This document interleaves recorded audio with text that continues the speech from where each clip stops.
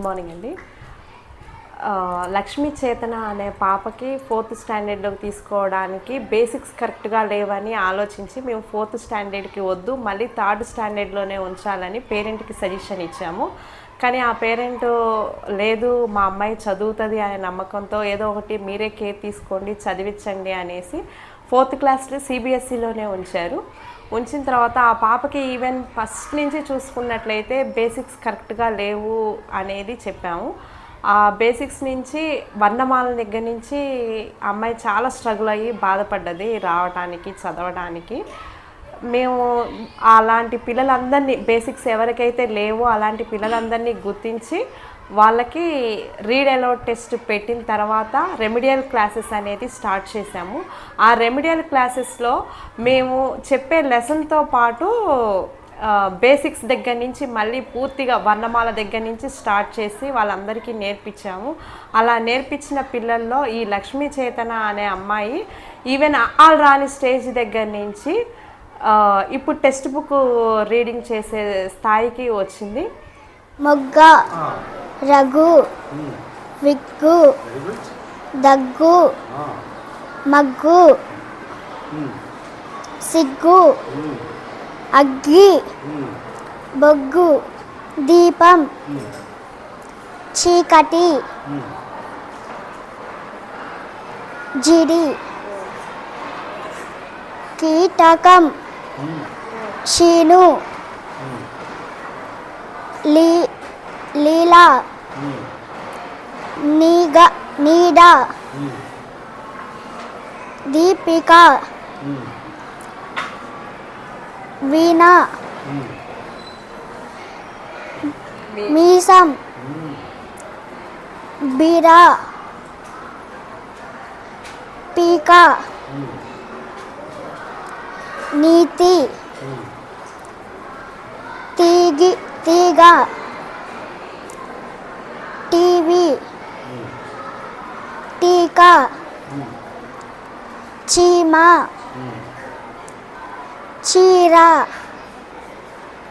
గీత, గవిందు, రాజు, లత, దీపిక, చందు, మూఢత తరగతి చదివే బాలలు.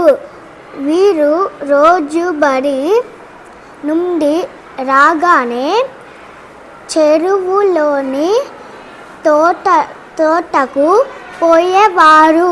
ఆ తోటలో చిలకలు, కాకిలు, పిట్టలు, పావురాలు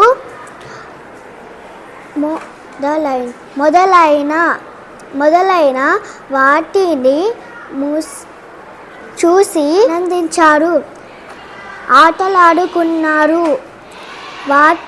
వాటిలా తాము ఎరగతే అంతా బాగుండేదో. హాయిగా రకరకాల కాయను కోరికి తినే వరము కదా అనుకునేవారు. ఆ తోటలో రామచిలకలు చాలా ఉండేవి. గుంపులుగా తిరిగేవి.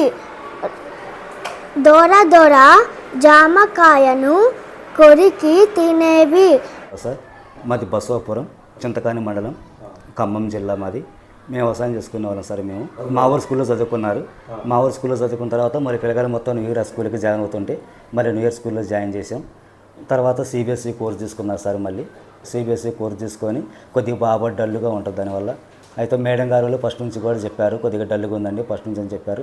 తర్వాత ఫస్ట్ నుంచి 3rd క్లాస్లో మళ్ళీ ఉంచమన్నారు. 3rd క్లాస్లో వద్దులేండి, వాళ్ళ ఫ్రెండ్స్ మళ్ళీ ఆ ఫ్రెండ్స్ మొత్తం కొత్తగా మారుతారు, మళ్ళీ ఫ్రెండ్స్ వాళ్ళు ఉండరు దాని మీద మేము 4th క్లాస్లో ఏమని చెప్పినాం సార్. మేము మళ్ళీ 4th క్లాస్లో వేసిన తర్వాత మళ్ళీ కొద్ది డల్గా ఉందని చెప్పారు. ఇప్పుడు మేడం గారు వాళ్ళ సారు వాళ్ళు కొద్దిగా దాని మీద బాగా అబ్జర్వేషన్ చేసుకొని ఇప్పటి నుంచే మేడం గారు 3 నెలల నుంచి చెప్తున్నారంట. దానివల్ల కొద్దిగా బాగా ట్రైనింగ్ అయ్యి పిల్లలు కూడా మంచిగా స్టడీగా మాట్లాడటానికి అవగాహన వచ్చింది సార్. మాకు కూడా వాళ్ళ వల్ల మాకు ఎంతో తృప్తి కలిగింది. పిల్లగాళ్ళకు కూడా కొద్దిగా అవగాహన వచ్చినందుకు, ఇక్కడ చేర్పించినందుకు, మాకు ఇదైనందుకు చాలా సంతోషంగా ఉంది సార్. ధన్యవాదాలు. ఇలా రెమిడియల్ టీచింగ్ సలహా ఇచ్చిన గోపాలకృష్ణ సార్కి, వారితో పాటు ముందుకు నడిపించిన యాజమాన్యానికి అందరికీ మా హృదయపూర్వక ధన్యవాదాలు. దీపం, చీకటి,